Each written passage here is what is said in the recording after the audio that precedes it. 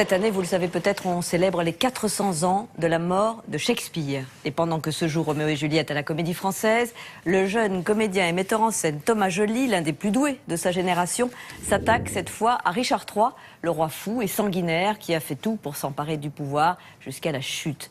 Après la version cet été au Festival d'Avignon de l'allemand Ostermeyer qui nous avait subjugués, cette fois place à la démesure, à l'opéra rock, avec stroboscope, fumigène et pop musique. C'est stimulant.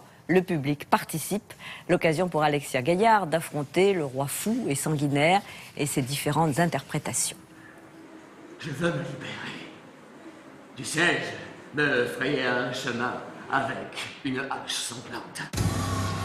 Il est la figure de tyran du théâtre de Shakespeare, Richard III, le mal incarné, ambitieux duc de Gloucester qui décime toute sa famille jusqu'à ses petits-neveux pour monter sur le trône d'Angleterre. On ne compte plus les mises en scène au théâtre ou les adaptations au cinéma de l'histoire de ce monstre manipulateur. Mon royaume pour un cheval. Pour nous en parler, la journaliste Laure Adler, Isabelle Mimouni, auteur d'un ouvrage sur les méchants en littérature, et le metteur en scène et comédien Thomas Joly qui incarne un Richard III aussi flamboyant que détestable. N'avoir aucun ami pour soutenir ma cause, hormis le diable, et des regards trompeurs, et pourtant la gagner. C'est un personnage qui ne connaît ni la pitié, il le dit, ni l'amour, ni la crainte, et qui ne connaît pas les larmes. C'est pour l'acteur absolument passionnant à travailler. C'est un personnage qui est marqué par le fait qu'il est contrefait, qu'il est bossu, claudiquant, et à partir de là, il apparaît comme un véritable monstre. Nous avons tous quelque chose de monstrueux, et c'est ce que nous reconnaissons à chaque fois que nous voyons une représentation de Richard III.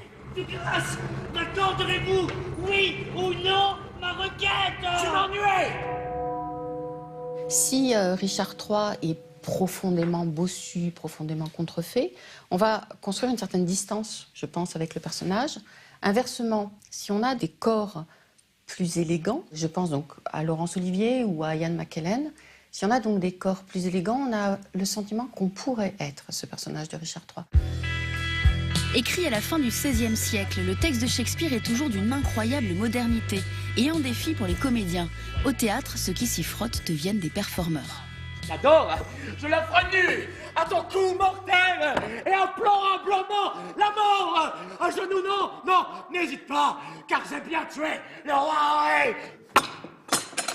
C'est le rôle le plus long de Shakespeare, même plus qu'Hamlet, plus que Macbeth, plus que tous ces grands héros. Richard III est aussi le metteur en scène, puisqu'il manipule. Richard détourne les histoires, détourne la vérité, donc il faut réussir à imposer ces mensonges-là. Chaque interprétation de Richard III est un événement. En 2015, le génial Lars Eidinger en donne une version glaçante.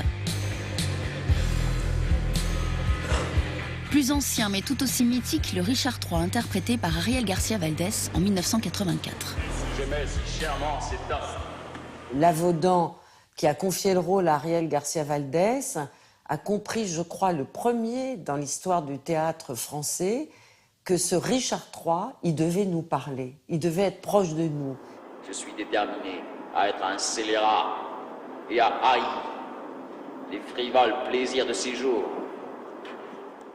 Nous avons tous à l'intérieur de nous-mêmes une part très sombre, mais c'est cette part sombre qu'Ariel Garcia Valdés a su exprimer dans son interprétation. Au cinéma, Richard III a eu 1000 visages. Là, c'est la version de William Benson en 1911. Après les réalisations de Laurence Olivier et de Richard Lancrène, Al Pacino s'attaque au mythe en 1996 avec son documentaire Looking for Richard. Le travail d'Al Pacino consiste à faire analyser la pièce, à la lire, à l'interroger, pour pouvoir la mettre en scène. I recently came out and said the opening speech from Richard to a group of students. Our discontent made glorious summer. Anybody know what that means? He's referring to their part, to the Wars of the Roses. Before the play Richard III starts, we got to know a little bit about what happened before the play starts. And what happened is we've just been to a civil war, called the War of the Roses. 530 ans après la mort de Richard III, le cruel monarque continue à faire parler de lui. Et si tout cela n'était qu'un mythe?